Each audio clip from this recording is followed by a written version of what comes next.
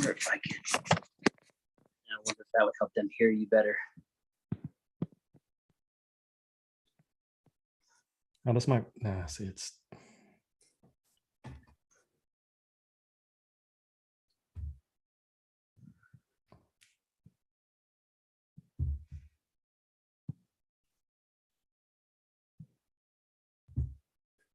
All right. Can you hear me? Yeah. All right. Let's do this. Hello, everybody, and welcome to Steel Sanctuary Podcast. I'm your host, David Barrow from SteelSanctuary.com, and this is my co-host, David Korup. Dave, what's going on? Hey, what's up, man? We are streaming live on YouTube as well. For those of you joining us on YouTube, Dave, we got a 2-game winning streak and a first place Pittsburgh Steelers. It has a little bit of a ring to it, doesn't it? Yeah, it's a nice ring to it. It's weird because I wasn't feeling too good last couple games, and I wasn't really sure how they were going to do in this coming up because that offense was just so horrendous. Dude, I don't know. But they pulled it off though, and they did a lot better than the last 2 games. That's for sure. Yeah, it was a much better performance. Let's start with the pregame inactives that had us all on Twitter going bananas. Braden Fehoko doesn't get a hat, even though he's promoted from the practice squad. They started the game with only 4 wide receivers. We were killing them on that. They had like 11 DBs, and none of it seemed to matter because they won the game anyway. So it was all to do about nothing. Yeah, absolutely. I'm still shocked at the stupidness of Josh McDaniels. I will never. That guy literally doesn't know how to do basic addition. Dude, just absolutely just gave the game to the Steelers basically with his decision to not go for it on 4th and 4 or whatever. Yeah, within 10 yards. I mean, dude, you might not get another chance to score a touchdown or be that close to the end zone anyways. Very strange decision, man. Honestly, I don't know what he was thinking. The advanced metrics and all that bullshit tells you that maybe that's the right decision, but you got to have a feel for the game. You're what were they at the 20-something yard line? Only needed 4 yards for a first down. Down 8 points, 4th quarter, late in the game. You can't kick a field goal. That doesn't do anything for you. No, it doesn't get you within a field goal.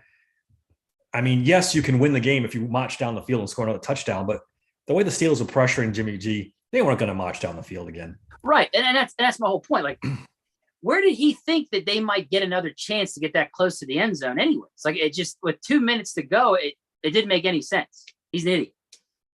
I tell you what people are saying. That's the ultimate disrespect to the Steelers offense. He didn't think that they could get a first down on his defense. And that was just kind of the whole thing wild on his part was just so stupid, dude. The only reason why he's not fired is because they're in debt to the last 2 coaches before him, and they gave him a ton of guaranteed money, I believe, too. And that's the only reason why the Raiders don't fire that guy. Yeah, I mean, they're headed for another bad season. I tweeted this out yesterday after the game. It's a great performance, and I don't want to pee on everybody's parade. This is a bad football team they played, and this pretty much gift wrapped this game to them with the interceptions, the bad coaching calls. I mean, Jesus.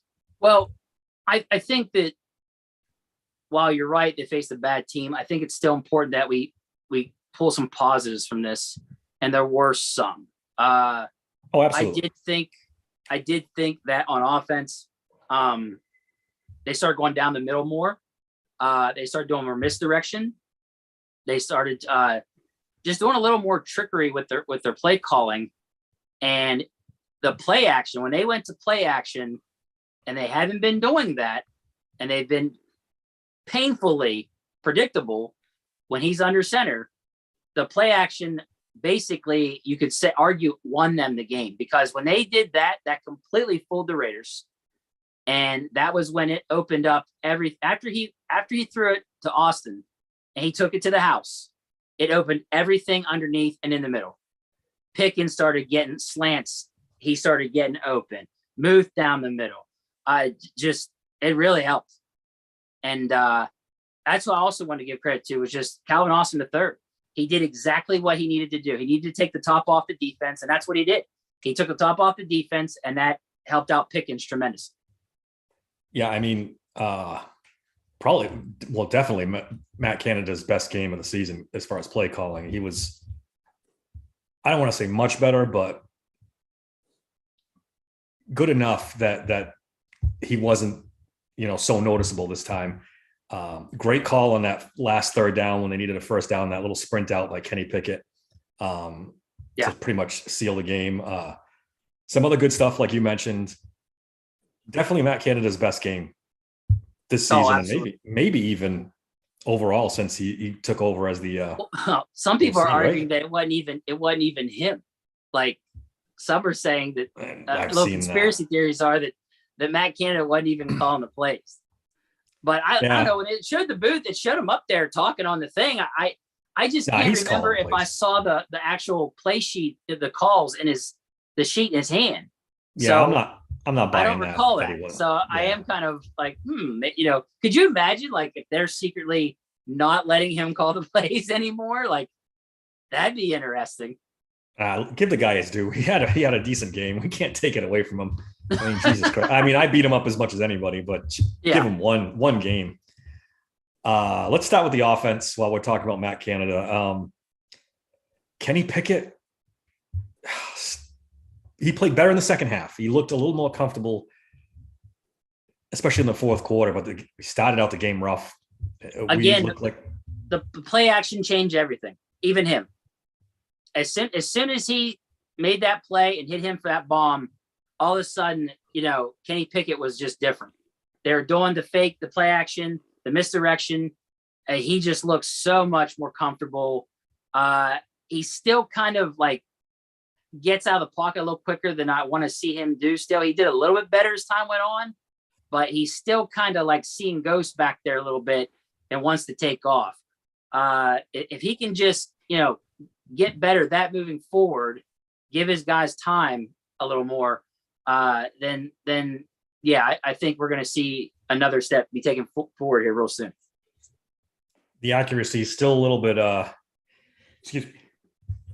I had to sneeze there. The accuracy is still a little off, but definitely, especially I thought late in the fourth quarter, he was starting to feel comfortable, got in a rhythm. Raiders defense, again, not great. It was a good team to get right with. You know what I'm saying? We talked about it on the last podcast. This is a winnable game. This is a game they had to have, and they got it. And Kenny played all right. So it's still a little concerning to me, though. I still don't think they're out of the woods with this yet. I really don't. He threw for 235 and 2 touchdowns, no interceptions, which is huge. When he doesn't turn over the ball, generally good things happen. Look, he had a passer rating of 106. It was his highest passer rating he's ever had in a game. First time having 2 touchdowns. The kid played better. He did play better. He did. First quarter, a little shaky, like I said. But after that, like I said, just once they started calling the play action, the misdirection, and it just seemed like he started getting into a nice roll. And that's what I noticed. The pass to Freiermuth for the touchdown on the bootleg was beautiful. And he put it right where it needed to be. Yep. I said, the confidence you could tell from the first quarter to the fourth just got better, and better. It was way better. How about, I'll tell you what, how about when he ran the ball? If it would have been for the penalty, he would have got to the 3 or 4 yard line. Yeah. Honestly, we need to see more of that. I was just going to say that, Dave. You took the words right out of my mouth. We need to see more runs from Kenny Pickett. That's kind of like the part of him that I was more interested in the beginning whenever they drafted him. I was like, oh, man, we've got a mobile guy now because, he can move, man, when he wants to, and he did a lot with Pitt. And then it just seemed like these last 2 or 3 games, or 2 games, we'll say, he doesn't do it. It was like, man, what are we doing here? I'm not asking him to be the next Josh Allen. You know what I'm saying? I'm not saying run 5 million times and get smashed by 3 dudes. But like, dude, when it's there, like take it. Take those yards they're going to give you to run, to run. As I don't know. I liked what I saw in that. And I was like, man, that's something they need to get back to. I'm not saying do it a lot, but do it enough to where now that kind of opens some more things up for you, because now they might have to spy him a little bit on defense. And that just opens up more things for the wide receivers, tight ends, etc. You know what I'm saying? Like, I liked that. And I hope that they'll do that more often. Hey, Dave, you got to move your phone. It's blocking YouTube. We can't see you. How about now? There we go. Perfect. Yeah, he doesn't have to do it a lot, but he's got to do it more is the bottom line. Just like he did last night. Just pick your spots. It helps the offense. It's cheap first downs. When a quarterback takes off scrambling, and he's got the ability, he's got enough athleticism in him that we need to see a little bit more of that. Switch gears to the running backs and the offensive line. I actually tweeted out at one point, I actually felt bad for Najee Harris last night. This offensive line was not good. Of all the good things we saw last night from offense and defense, man, this line needs work. Najee I tweeted at one point, he had more broken tackles than yards on one play because 75% of the Raiders team was getting to it. It was not good. Yeah. So the thing with Najee Harris, the thing about Najee Harris is he does these short, choppy steps when he gets the ball.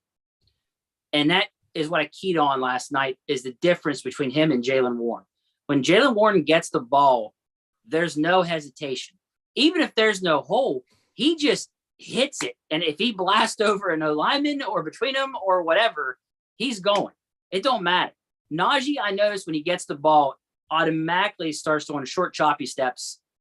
And it's just like, bro, with this O-line struggling, they can't afford for you to try to be Le'Veon Bell. And that's really the difference. He might be shell shocked, dude. For real, this offensive line being so bad for two years running now. I mean, he's seen some stuff. He's seen some shit. Well, just, he might be, like when he goes out there, the helicopter, World War II veteran. What are we doing? But yeah, I honestly believe that has something to do with it, because he's so used to getting hit as soon as he gets the ball that now he starts to do the choppy steps and he's already looking. Because they showed a clip last night. There was a holder's right, and he didn't hit it. He choppy stepped and for some reason tried to go left and got nailed. No, he's not my favorite running back of all time, but even I felt bad. Well, yeah, no, I'm not disagreeing with you. I like, you're right. There was a lot of times I saw 3 or 4 guys in the backfield. At one point, I saw Seumalo get pushed 4 yards back into the backfield. I'm like, what is going on with this line? I don't understand. Yeah, I think his pass block grade was in the 50s, so it's okay, but it's not what they expected with him. Cole hasn't been good.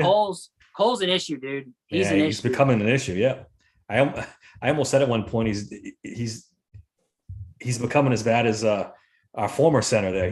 This is getting. James Daniels wasn't that good last night. He was okay, but I'm telling you now, I'm waiting to start. People are starting to silently, or I'll say silently, but you're starting to hear little rumbles of when's Herbig going to get a shot at center. Yeah, I wouldn't mind seeing Herbig, and it might be time to replace one of these tackles too, because they're just Chooks is bad. Chooks is just not good. Yeah, right now. Well, yeah, he didn't do too well either. I didn't like how he was holding a block and then just let the guy go. It was almost like he just assumed it was over. Yep. Whatever happened to going to hear the whistle, man, like that kind of shit annoyed me too. Now I'll admit sometimes it's Kenny's fault, because he'll get happy feet and start to take off and runs right into the guy that he's trying to block. So it's easier for the guy to shed the block. There's a little bit of that. Yeah. But a lot of times I saw Okafor gave up too easily. Dan Moore, he's still not that great either. It's time for Broderick Jones, man. It's time. Yeah. Let's go. What are we babying this kid for? But there were parts in the game where they did all right, and a couple plays where they were allowed Kenny to make some nice throws. But overall, yeah, definitely some guys I'm definitely concerned with on that O line. I am really getting to a point where I really want to see, play the kids, as we say. Like, Yeah. let's get all those. I mean, I want more of JPJ. I want more of Roderick Jones, Keanu Benton, and those guys. Like, I want to see more of them. Darnell Washington's out there a lot now, of course, already. But those like first 4 picks, man, like I think all those guys can contribute, and I think some of them contribute more than some of the starters. Yep, I agree 100%. Pat Frymuth a little better. Had a couple catches, had the big touchdown. I picked him to be the touchdown leader on this team. I thought he was going to have a monster season. Hopefully this game catapults him to some bigger things because he hasn't exactly set the world on fire to start the season. Right. But this was another good thing with this game we saw is that they finally got him more involved. I believe even Kenny said that they kind of said, hey, we need to get, Pat more involved in this game. Let's go. And so they worked on that and did. And again, though, to me, this is because of the whole Austin thing. Austin took the top off the defense and it opened up the middle. And that's what you want for your tight ends. Yeah, 100%. And that's what happened. I was almost surprised that Connor Hayward didn't have more passes thrown to him too. And we're still waiting for Darnell Washington to get some passes too. Like I really want to see the big guy get some passes too. He's playing a lot of snaps, but he hasn't been targeted much. But they're trying not to overwhelm him. It's like, they just want to go, hey, go out there, block that guy. And that's how they are with these rookies most of the time. George Pickens, another good game, led the team in receiving. He's been fine. He's been good. Oh yeah. I'm not worried about Pickens. I'm not worried about him at all. I'm always worried about the other guys getting open to help him out. And that's, like I said, it all came down to that play. It changed everything. Oh yeah. We talked about it, right? You get the lead. That gives confidence to the offense, and it's where the defense is at its best, because then they can start pinning their ear back and rushing the quarter. What a difference when you have a lead to start a game. It's all the difference in the world. Allen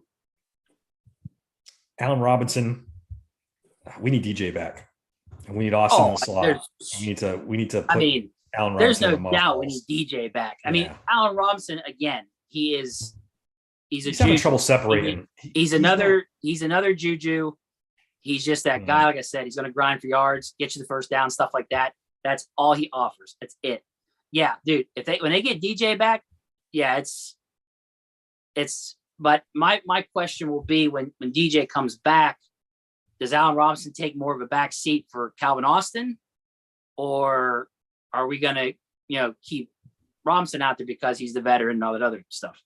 Yeah, it's probably going to be split more than it would have been, because I think Calvin Austin's starting to assert himself a little bit. Yes, I'm really hoping. Like, no offense, how stubborn this coaching staff can be, though, with their veterans. I know. But I don't think at this point drives me crazy.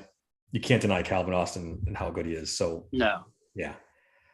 What else? Did I miss anything on offense? Jaylen Warren was okay. I still think this offense is better when Jaylen Warren's the running back. I just think. Yeah, I was about to say I liked the screens they ran last night to him. Mm-hmm. As long as these guys hit their blocking assignments, man, he is lethal.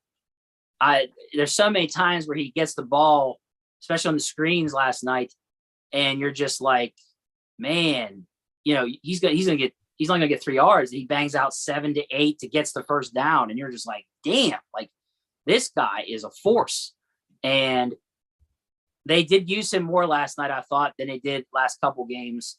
And I think that's why you also saw the offense be more successful. When he's out there, the danger he puts against that defense with his speed, he's dynamic, man. And they got to get him in there more often.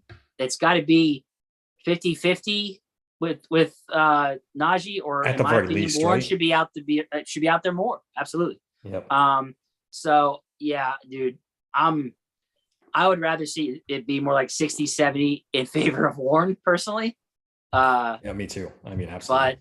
And I'm not trying to be, it's nothing against Najee, it just isn't. But like the way this O line is playing, it doesn't help. It doesn't fit Najee's playing style. It just doesn't. It just with Warren, he's north-south, man. That's it. Yeah. And Yep. and that's what you really need when the offensive line is struggling. 23 points.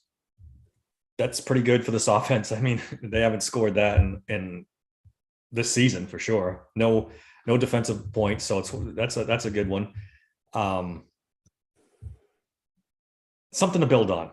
I mean, going to Houston next week, it's definitely like, I'm not going to discount that this is definitely a step in the right direction. And the way we've seen Cleveland's defense play against the Tennessee, and we know San Francisco's defense is pretty good. Maybe we're a little bit too hard on the offense because they played probably one of the better defenses in the league to start the season. That's a little rough.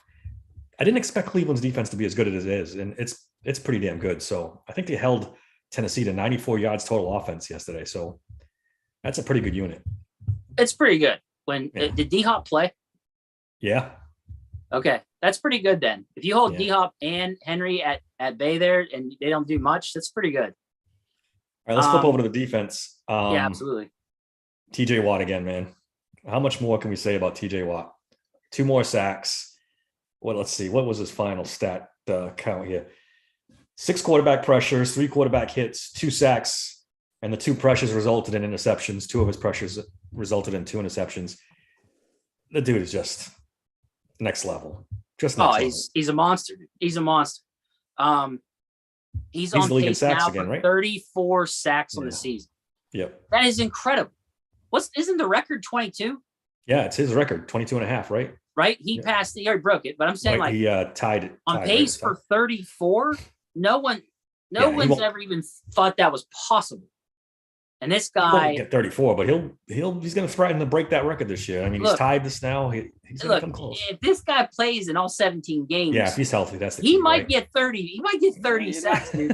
This guy's incredible. Like, man, 30 sacks would almost be averaging 2 sacks a game. It'd be like 1.5 sacks. And like I said, I mean, I think I swear to God, I think he could do it if he plays in all 17 games. I mean, if he stays healthy, the sky's the limit for TJ Watt. Right. His only issue is health. Dude, if TJ Watt plays in all 17 games, he will get to 30 sacks. He will be the first ever. Mr. Cora making a big prediction here. Dude, look, I watch them tackles. They can't stop. They have to chip them, double team, or just straight out hold them. Like, when they try to do it one-on-one, it just does not work out. No, he's unblockable one-on-one for the most part. But he only had a pass rush rate of like 16.4, so the guy sucks. I'm not even going to go down the PFF. They just drive me crazy. Are you sure? Because guess what his if you grade want to, was? go ahead. Guess what his grade was for the game last night? It was 82 point something. That was it. Yeah, it doesn't surprise me. I'm not even gonna. What are you gonna do? They're not gonna give him credit. They're just not. They're determined. They are 100% determined not to give TJ Watt his just due. But it comes to PFF, all I gotta say is cocaine is a powerful drug. Myles Garrett had 2.5 sacks yesterday. I can only imagine what the grade he got. He must have got like 150. What do we say about the secondary, the cornerbacks in particular? Is that the weakest 2 interception game for Levi Wallace you've ever seen in your entire life? I mean, well, I'll put it this way. He didn't have an easy task. You're guarding, one of the best wide receivers in the league in Devontae Adams. Like, that's tough. You know what I'm saying? So you give up 197 yards as a whole to him. Yeah. So you were going to struggle a little. I figured that anyways, but to get the 2 interceptions, that's pretty good. He had some key tackles last night too, and breakups. So in my opinion, he was okay, but had some good key points in the game, really. Yeah. I mean, I think we're getting the nice David Corum today because Levi Wallace was bad. I mean, those 2 interceptions were like gift wrapped. I mean, even the one to Patrick P was gift wrapped too. definitely 100%. As far as like at least they had some interceptions. Like we've been waiting for Levi Wallace and Patrick Peterson to do something.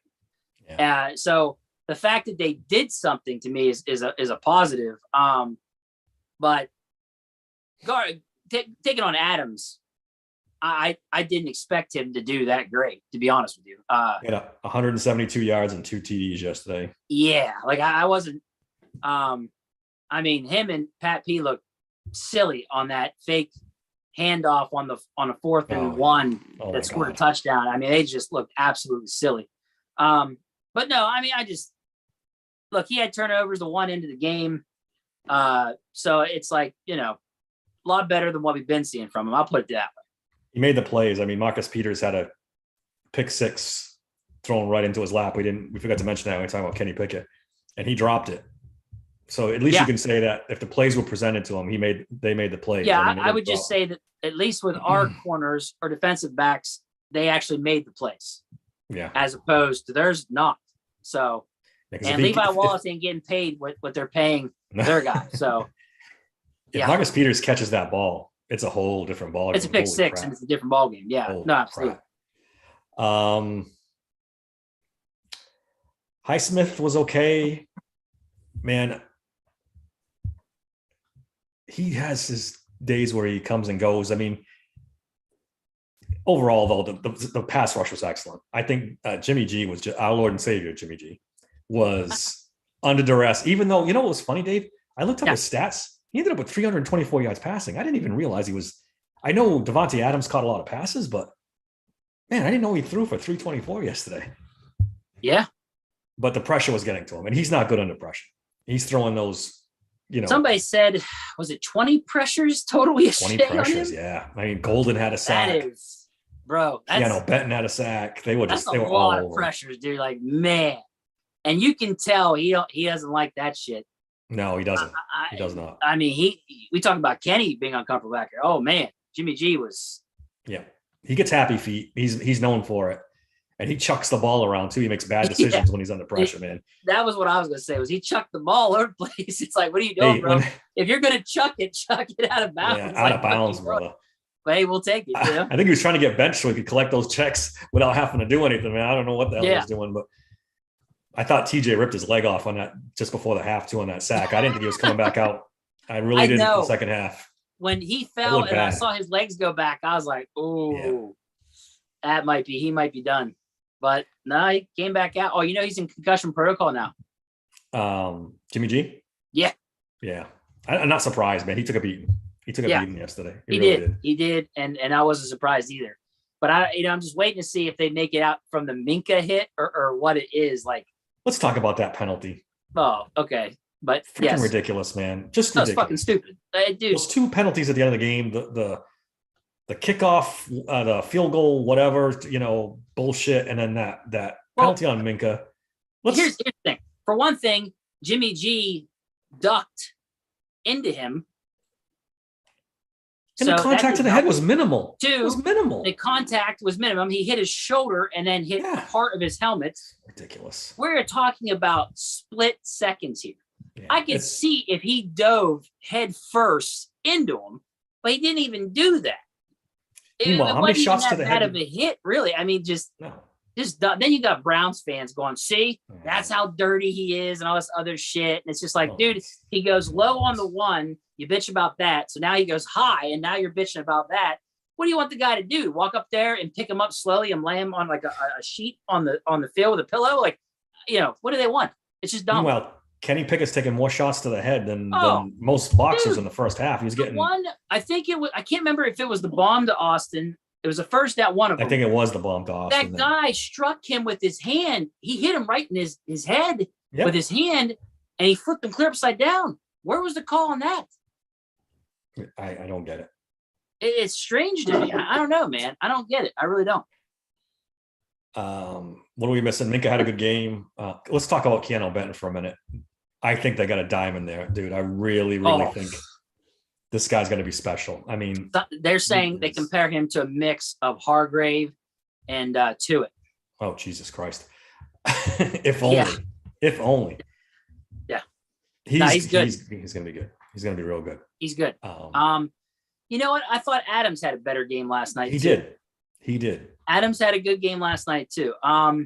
We've been killing Adams, so we got to give him We props have. for a good game. So I've been killing him a lot. So I wanted to give him credit. He did really good last night. But Keanu Benton, man, good Lord. He is. That was so quick, dude. That was so fast. He got back there. And I mean, Jimmy G had nowhere to go. It was like, nope, you're done. So if they continue to get that from him, did you see that thing with Liao? It was some kind of pass rush, his like pass rush rate or something like that. It was one of those charts again. He was like in the bottom left tier in the NFL. No, I didn't see that one. Yeah, I thought Liao was doing fine, but I saw a thing and it showed for, the comment was for supposed pass rushing DL, not that great or something like that. I'm beginning to wonder if he's just not gonna make it like as a above average guy. He's gonna be just a guy, I think. He might be. They again, they fooled around with the positions. You got to commit to something with these players. Either he's a rusher or he's a defensive tackle. He can't be both because you can't carry the weight if you're going to be on the edge, and you can't be light if you're going to be a defensive tackle. So what does he do? He's kind of caught in between. This is really going to be Sean Davis all over again, I think. Not that maybe he was ever going to be great, but moving around this much is not doing him any favors. I really don't. No, I don't like disagree. He could be one of those guys where you can't do this mixing him around thing. But we'll see. I'm not ready to give one yet. But I just thought that was interesting that his rating was not that great in that department. How about Golden? Golden got sacked last night. Got a sack. Golden's a solid guy. That's the best third rusher they've had since Highsmith was backing up Dupree. Right. That was a good pickup by Omar. It was. Khan. That was a really good pickup. One of his better ones. Yeah, like we talked about, Dave. If they get a lead and they can rush the passer, this defense is dangerous. It's where it's at its best. It is putting pressure on the quarterback, making them make mistakes, getting turnovers. How many turnovers do they have now? 8 this season? It's crazy. I want to say, or is that the one where they have 10? I don't know. I saw a stat of 10 somewhere. They are really doing a job. Because they got a lot of forced fumbles. They got a lot of interceptions. Yep. So, yeah, they may be at 10 right now. I'm not 100% sure. Don't quote me, but I know it's up there, and that's really good. Oh, that was a crazy stat I saw. There was a comparison in stats, and that's like the most they've had that quickly. And the last time they did that was the Super Bowl year, right? 05, 08, and 11 teams. Yeah, I did all see the that. Super Bowl teams. And I saw that and I was like, oh, that's I didn't need to see that. That was something I didn't need to see. I got you a little excited. That got me a little aroused. Yeah. Yeah, it moved a little. It was like, oh. Well, what did you say? Desmond King finally got activated. I know. Really do a hell of a lot. Kickoff return. He was the kick returner and didn't get to do shit. Yeah. I mean, what? I don't even know. Did he have any snaps? Did he go out there? I'd have to go back and look. I don't remember seeing him. I don't remember seeing him at all. Huh. He could have been out there, but he didn't make any impact on the game. That's for sure. Watching kickoffs go over his head was about it. Yeah, and that was shitty. That's really all he got. That's all I remember him really doing. Yeah. Anybody else on defense that we're missing here? The linebackers were okay. Holcomb had a pretty good stick in the backfield. Actually, I did have a note to bring up Holcomb. I don't know if you knew this or not, but his tackle for loss last night, in his first 3 games, he already tied the amount of tackles for loss Devin Bush had all last season. Wow. Yeah. Like that's how bad that's how bad Devin Bush was, dude. Just absolutely horrendous. Well, we knew that. Landon Roberts didn't get a lot of snaps last night. I saw that Quan Alexander outsnapped him by quite a bit. They even had Mark Robinson in for a series too. He played 4 snaps. Yeah. I don't know, maybe because the Raiders fell behind and they didn't need Landon Roberts in there. That's my guess. That's probably what it was.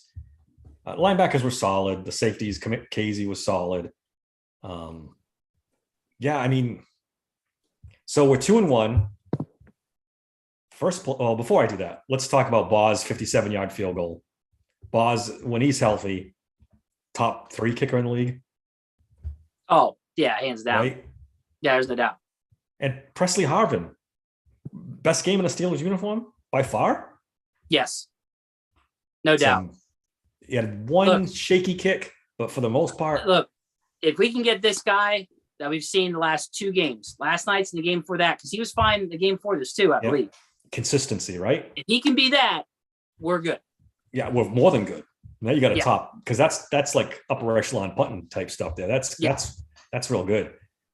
Yeah, dude. It's way better than week 1. It's way better than the last 2 seasons we've seen. This is what, as long as he can stay like this or consistently or close to this, then we're good. I'm happy. Yeah, we want to see more of that for sure. Hey, I wanted to bring up Joey Porter to you. Oh yeah, go ahead. So he's had 45 coverage snaps, 5 targets. He's only had 1 reception allowed for 12 yards, 1 pass defense, and it passer rating against him is only 39.6. Yeah, it's pretty impressive stuff, man, from Joey Porter. Dave, he sticks out as this team's best corner. There's no doubt about it. Isn't that crazy? He sticks out. Like, you can tell when he's out there. That's the best. And yet the Steelers are hesitant to use him, and I don't understand it. I mean, this isn't 1995 anymore. Rookies play. Yeah, especially first-round picks and near first-round picks. They play now. Yeah, he's doing well enough. They got to start letting him go out there more. They have to. And look, he's a rookie. He's going to make rookie mistakes. Great. He just can't be the dime corner, man. Come on. Let him play. Let him play. I agree. Broderick Jones, Keanu Benton, and Joey Porter Jr. need to start and play. Yeah, agreed. Period. All right, so let's take a 50,000-foot view of this. 2-1, first place. How are we feeling after 3 games? 2-game winning streak. There's, like I said earlier, definitely progress, I guess you could say. I'm not ready to be like, oh, they've really figured it out. I'm not there. I feel like this is going to be just a slow burn. It's not going to be last season where they got their ass kicked. Yeah, I know. For the first half of the season, it was just absolute misery. And you and I were doing our post-mortem podcast every week. It was really bad. It was bleak for a while there. It was like we were at a funeral or something every week. It's not going to be that. It's going to be, we're going to see a slow burn here of a team starting to figure it out on offense. And I do think they'll take a step forward. Do I think it's ever going to be like, it's never going to be like a Mike, was it Mike Daniels that got his team, what they did the other day? You telling me never going to score 70 points? 70 points on a team. It's not happening.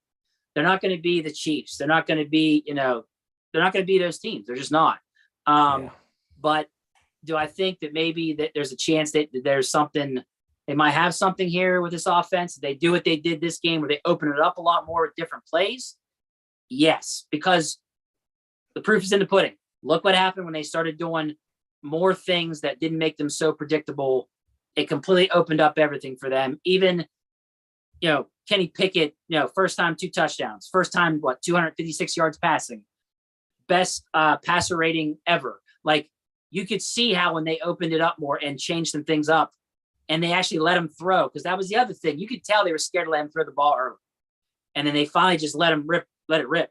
And that's when it changed everything. So, yeah, it's a slow burn, but it's not going to be this thing where they go, 2-6 and it looks like they're just trash. Well, here's the thing. The schedule is 100% in their favor. Right. They don't have an Eagles or a Bills or a Chiefs or a Dolphins on their schedule this year. They just don't have it. The best team they're going to play the rest of the year is maybe Cincinnati.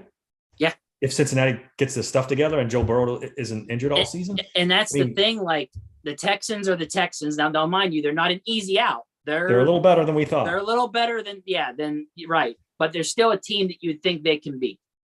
Then the Ravens, I'm not impressed. The Ravens lost. They just lost to Indy. They just lost to Gardner Minshew. Yep. Like, really? So Dave, if you watch that game, so many chances to win, and they blew it time and right. time and So time again. now I guess apparently they didn't have 8 starters. I don't know if that's true or not. Whatever. But Coming out of that game, they're down. I think they lost a okay. couple during the game. So they don't scare me that much, not yet, at least.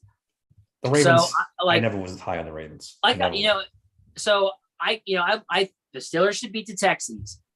Is this Ravens game at home or what? Is this the away game or home? Let me check real quick. It should be home because this is 2 away games. Yeah, it's home.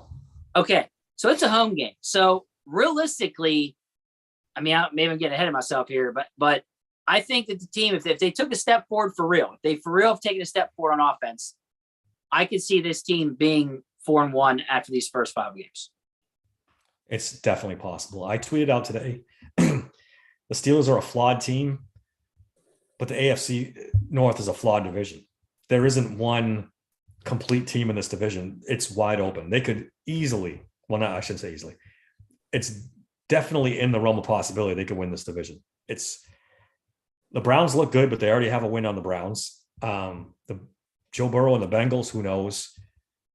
All these teams have issues. We thought AFC North was going to be the best division in the AFC. It's not shaping up that way right now. The Ravens, like you said, are so banged up, and I wasn't very high on them to begin with.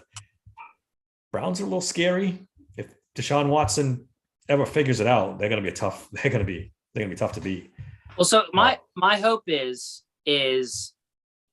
losing Deontay Johnson happened at a good time for them because of the kind of teams they're facing. You're facing, you're facing, the Colts and the Texans and a banged up Ravens team. Apparently, like this is the time whenever if you're going to lose them, you lose them now, right? And if they're winning these games without them, they just did it. So that's the one thing. And so I'm hoping they get him back, hopefully right as he's done with his 4 weeks, and then Cam Hayward, I'm hoping after the bye week they get him back. If that happens, man, dude, like that's a huge shot in the arm for them. Yeah. And if they can get these wins stacked now without him, man, that bodes very well for them.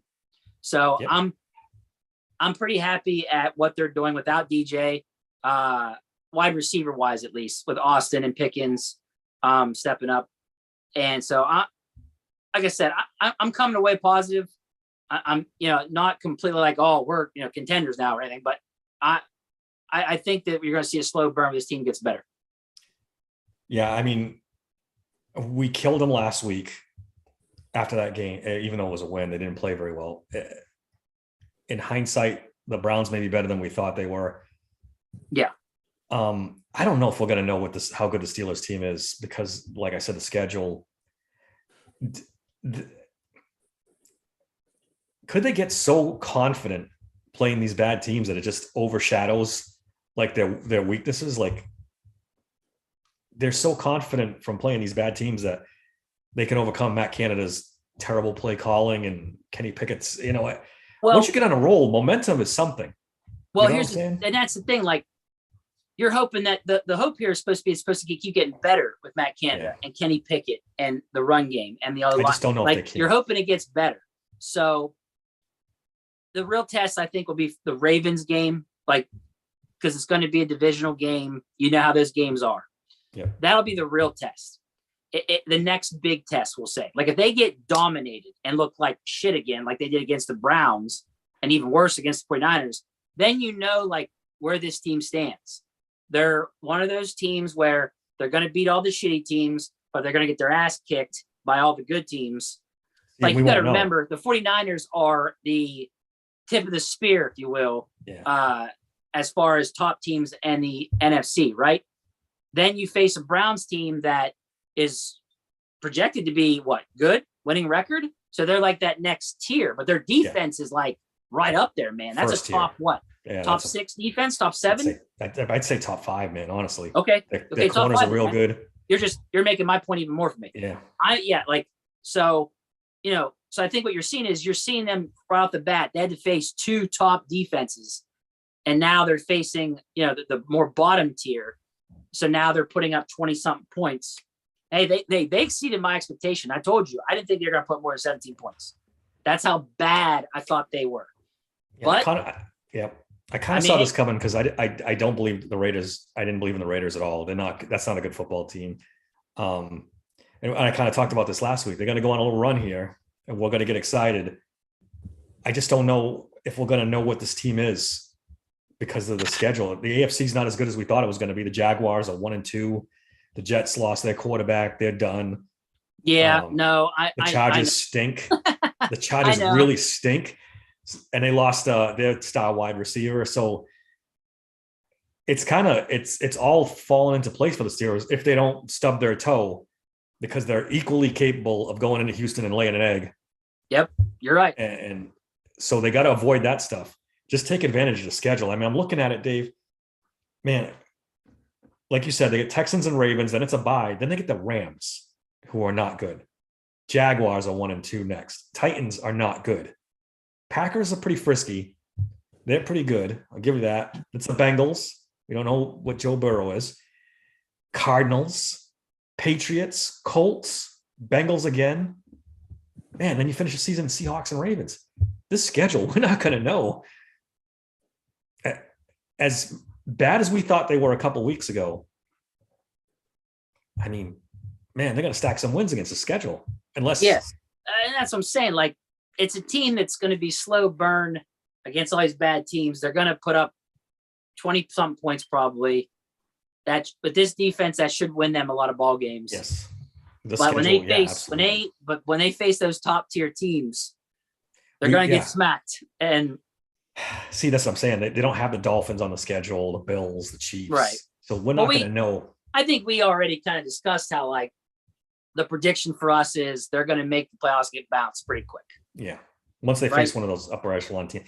But hey, all we can ask for is get in the playoffs, get some experience, break this drought, get these guys some playoff feel. And then I don't want the season to be over week 17. Don't make the week 17 game the last game. Yeah. If they make the playoffs, I'm going to be really happy. I really am. Yeah. I want to get back to Steelers playoff football. That's what I want to get back to. That's what I want to see.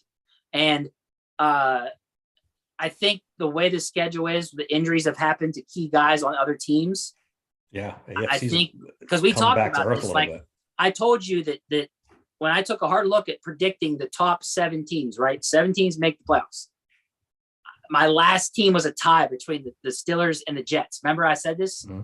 And the Jets, 4 plays in, lost Aaron Rodgers. The season's over. Yep. Their season's over. They forbid to move on from Wilson. They're like, nope, that's our quarterback. That's our quarterback. That's okay, dude. So for me, I feel like I've been vindicated for picking the Steelers to be the 7th team to make the playoffs.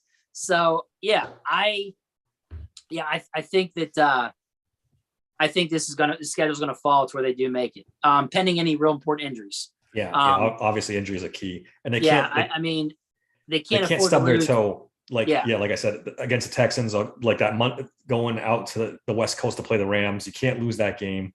No, I know Sean McVay's a good coach, and the Rams. I'm gonna be honest with you. That's a game I can see them losing. Look. I can see them. Yeah, it's one of those West Coast. It's a West Coast McVay, that Kieran Williams, and that Puka Nacua. All those guys that are nobodies are like doing great for them. So I don't know, man. I don't know. It's a dangerous game. Are an easy out. It's a dangerous game. Yeah, and how they do in the division is going to go a long way too.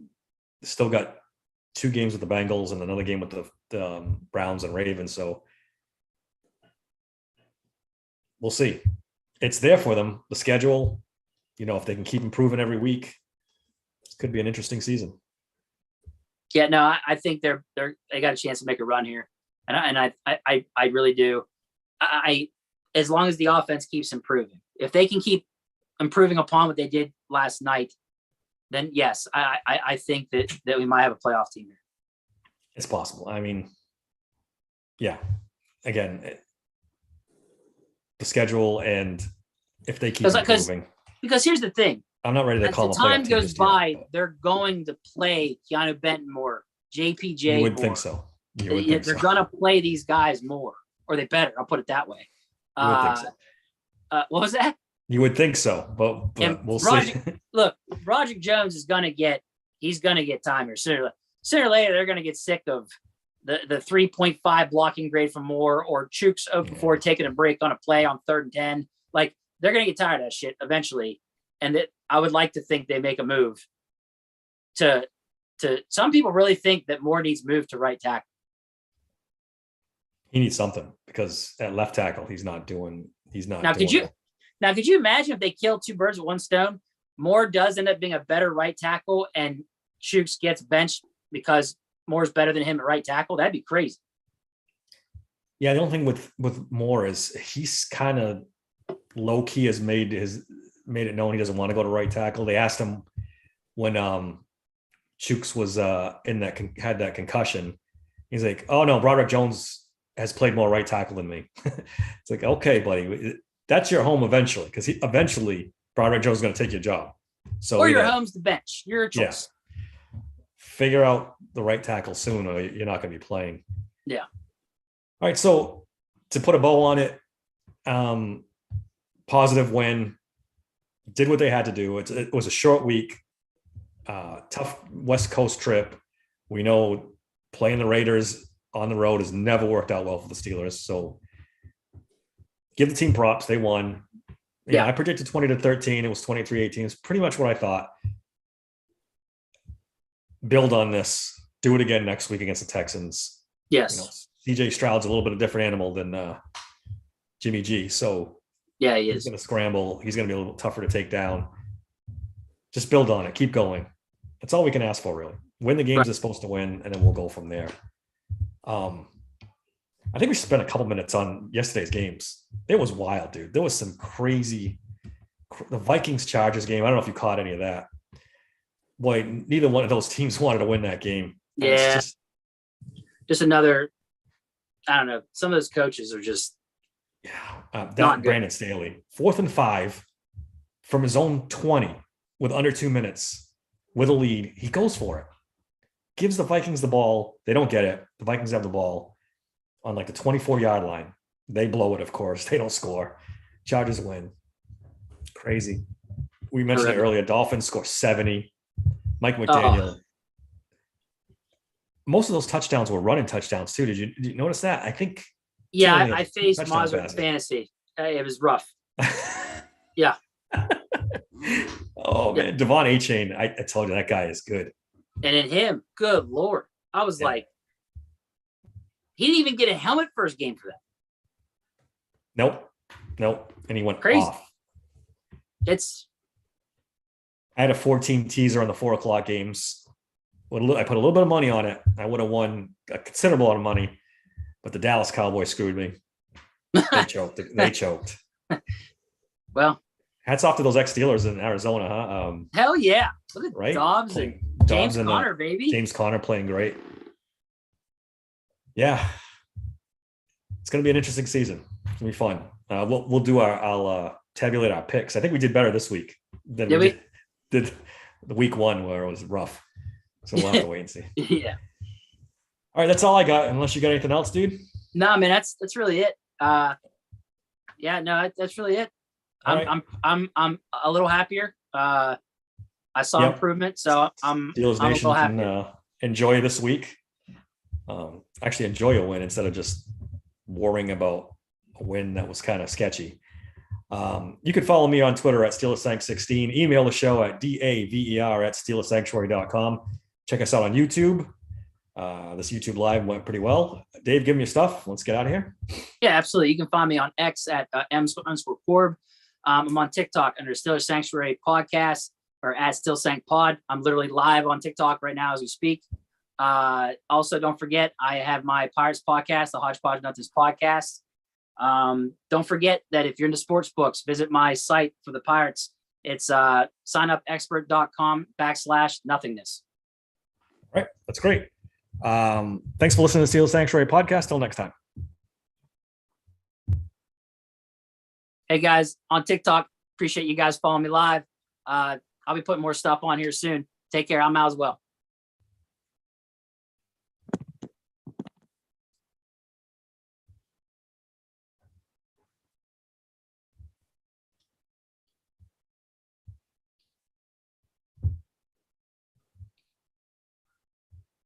Are we still live on? I'm done on TikTok. I got a white screen now, whatever that means. I don't know if we're still live or not. No, I don't think we are. Well, I can go on here real quick to let Yeah, you go know. check me, but I don't think we are. If we're still live, I hope you guys are enjoying this as much as we are. Perhaps we still are. Hold on.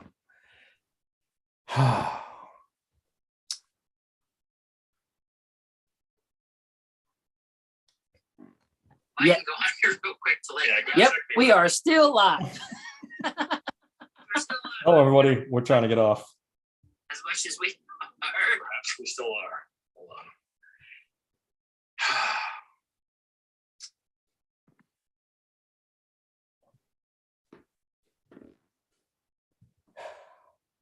We'll call this the Steelers Sanctuary Podcast Afterthoughts. Yeah. Don't make me laugh. I'm trying to shut this thing down. Oh, God.